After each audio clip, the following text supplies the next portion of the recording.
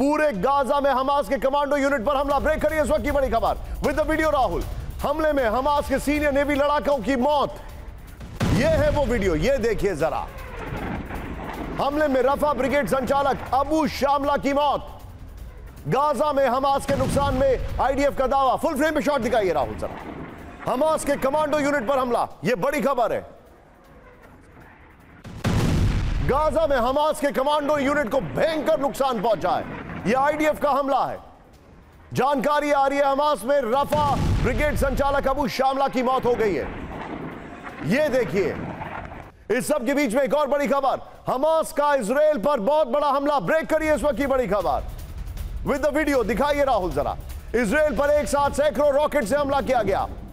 Hamas ने Gaza से किया इजराइल पर एक बार फिर से हमला। फुल फ्रेम पे शॉट दिखाइए जरा।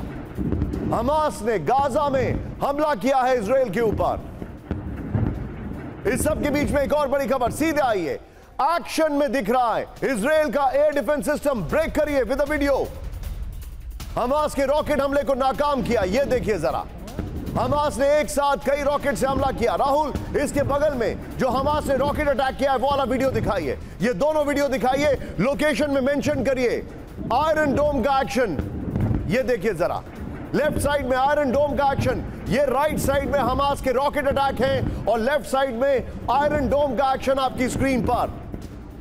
हमास के रॉकेट हमले को नाकाम किया गया है। ये तस्वीरें मैं दिखा रहा हूं। ये दोनों ब्रेकिंग, दोनों शॉट के साथ सीधे चलिए प्रोफेसर राजन सर के पास। राजन सर, सवाल खड़ा यह होता है कि हमास इज नॉट यील्डिंग।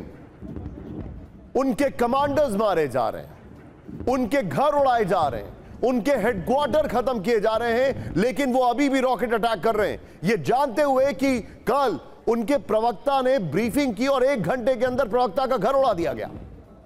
जी बिल्कुल। देखिए, हमास बहुत ही हार्डकोर एक मिलिटेंट ऑर्गेनाइजेशन है, हार्डकोर मिलिटेंट फोर्स है और उसके जो विंग्स हैं वो कई जगह फैले हुए हैं। ऐसा सबसे बड़ी दिक्कत इजराइल के साथ यह है कि यह अब कहना मुश्किल है कि हमास केवल गजा में ही है। वो दूसरे इजिप्ट में हो सकता है, सीरिया में हो सकता है, जॉर्डन में हो सकता है और हम उसके हिजबुल्ला से तो उसके संबंध नहीं।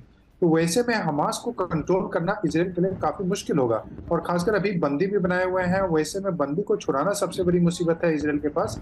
वो और गाजा में लेकिन एक दूसरा क्राइसिस भी इमर्ज कर रहा है निशान। एक ह्यूमैनिटेरियन क्राइसिस है जिसको लेके यूनाइटेड नेशंस मांग कर रहा है, जिसको लेके जो दूसरे ऑर्गेनाइजेशन, अमेरिका का ब्लिंकन भी वहाँ पे आए हुए हैं, वो भी कोशिश कर रहे हैं कि वहाँ पे जो रफा बॉर्डर है इजिप्ट के साथ उसको खोला जाए और लेकिन अभी इजराइल उसको मानने के लिए बिल्कुल भी तैयार नहीं है। तो स्थिति काफी गंभीर है। आप ह्यूमैनिटेरियन क्राइसिस। सर, ये जो आप बता रहे हैं इस पॉइंट को आप जरा होल्ड करके रखिएगा। ये चंक है मेरे पास और मैं आपसे जानना चाहूंगा क्योंकि अमेरिका दोनों तरीके से चल रहा है। एक तरफ ब्लिंकन है, दूसरी तरफ उनके वॉरशिप्स हैं। एक तरफ वो जॉर्डन में पैलेस्टीन के प्रेसिडेंट से मिलने जा रहे हैं और दूसरी तरफ वो हथियार इजराइल को दे रहे हैं। They are playing it from both the sides. मैं आपके पास वापस आने वाला हूं राजन सर, लेकिन ये बच्चे की तस्वीर और ऐसे न जाने कितने बच्चों की तस्वीर है जो हम आपको दिखा नहीं सकते हैं, वो चिंताजनक है। लेकिन बड़ी खबर, ग्राउंड वॉर के लिए इजराइल की तैयारी। ब्रेक करिए विद द वीडियो। इजराइल में बेसमेंट में शिफ्ट हॉस्पिटल, ये देखिए जरा। हॉस्पिटल में 100 से ज्यादा बेड उपलब्ध कराए गए। हॉस्पिटल में सभी इमरजेंसी से निपटने की तैयारी। ये देखिए राहुल, ब्रेकिंग और shot and go to Sumit. यहां पर सीधे सुमित, अब इजराइल ने शायद बंकर्स की कमी है, वो लोग पार्किंग के बेसमेंट में मेकशिफ्ट अरेंजमेंट्स कर रहे हैं, लेकिन जो अरेंजमेंट्स किए जा रहे हैं सुमित, उससे ऐसा लग रहा है कि वो बहुत बड़े और बहुत लंबे ऑपरेशन को अंजाम देने वाले हैं। क्योंकि आप थोड़ी देर पहले उनकी स्पेशल फोर्सेस के साथ थे, the only Indian television channel and the only Indian journalist. क्या इंफॉर्मेशन है?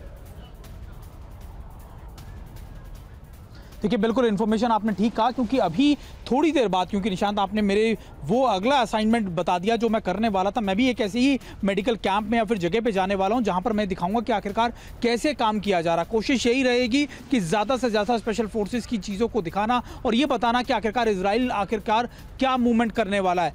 कई जगहों पर, कई होटल्स में, कई रेस्टोरेंट्स में, कई पार्किंग वेज में, कई सबवेज के अंदर इस तरीके की फैसिलिटीज़ को डेवलप किया जा रहा है। ये कोशिश की जा रही है कि अगर सामने से अटैक आता है तो ये बख्तरबंद हो, इस पर कोई अटैक अटैक का हार्म ना हो, इस पर कोई नुकसान ना हो, और ज़्यादातर इनमें प्रायोरिटी दी जा रही है ओल्ड एज लोगों को, सीनियर सिटीजन्स लोगों को, जो बीमार हैं, जो बच्चे हैं, उनको प्रायोरिटी दी जा रही है ताकि उनको सेफ गार्ड किया जा सके पूरी तरीके से। और ये इसलिए किया जा रहा है क्योंकि इजराइल को लगता है कि जैसे ही अब वो ऑपरेशन की इंटेंसिटी बढ़ाएंगे, वो लगातार ऑपरेशन को आगे बढ़ाएंगे, तब शायद उधर से और ज्यादा चीजें आएंगी, तो उससे पहले वो प्रिपेयर करना चाहते हैं अपने आप।